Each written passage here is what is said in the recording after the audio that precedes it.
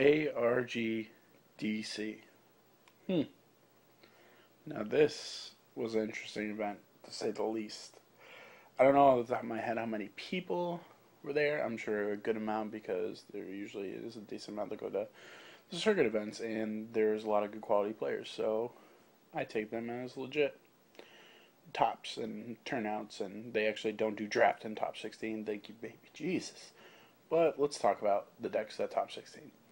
Now, I'm looking here on my list, and I see like 11 different, is that right? Like 11 different decks that topped.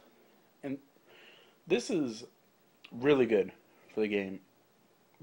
But at the same time, this is like a clusterfuck of decks that like top. This is just bizarre.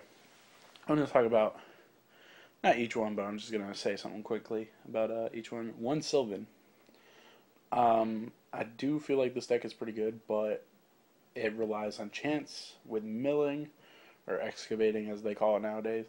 And to me, that's not very consistent. It loses the consistency a little bit, but it does have great plays. It can go Felgrand, Draco Sack.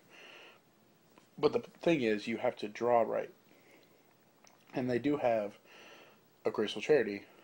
And I think we're going to talk about them in another video. I'm going to compare them to Light Sworns. But anyways, so yeah, I wouldn't recommend taking them to a long event, but right now, I don't think. But anyways, that a Spellbooks, I don't know how a Spellbooks got top 16.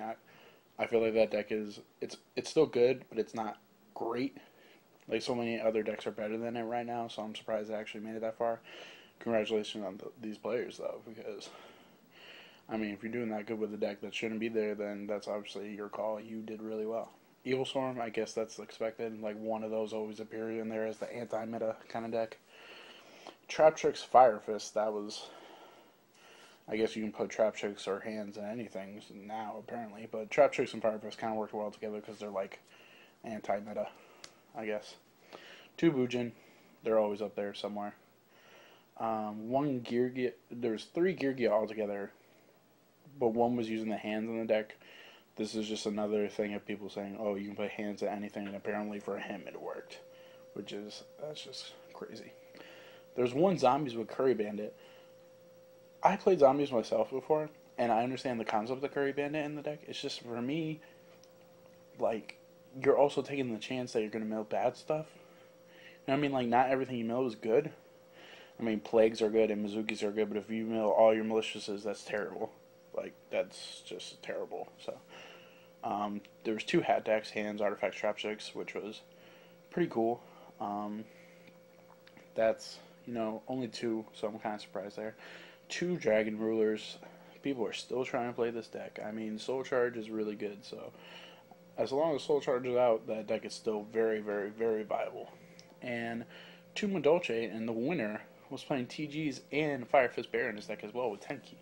That's interesting to me because it's different, number 1, but number 2, it's, I looked at the deck list and I'm like, that's random. And it was running the rank up Magic too, like, I feel like you're going to get more bad hands than good hands.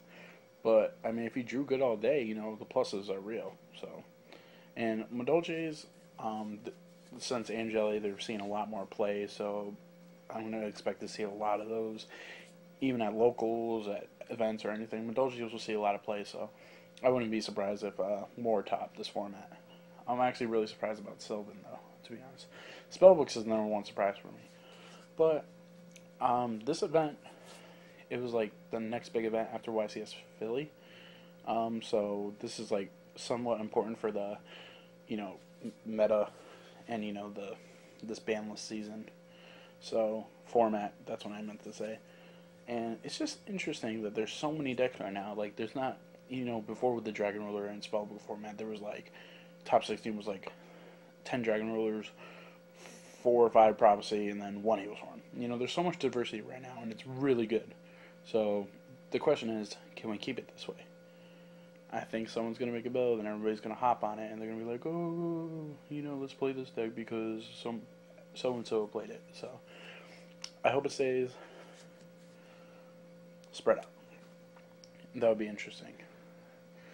So, I was talking about in my previous video about going to Brooklyn. It's actually New Jersey regional, and I'm thinking I'm going with a few friends of mine. So, you know, if you guys are there at the regional, come and say hi to me. It'd be really cool. Maybe I'll meet my friend Rico again. That'd be awesome. And yeah, but I'm not sure if I'm going 100% because a few things I gotta take care of. But yeah, just tell me what you guys think of this ARG DC kind of thing. I really like the, you know, the spread of the decks. Like I said, hopefully we can keep this up. That's my plan. So, thank you guys for watching. I greatly appreciate it. Sorry about the Gavin videos, Wi-Fi issues. You know me. So, alright. Thanks a lot for watching. This is One Anti-Hero. Signing out.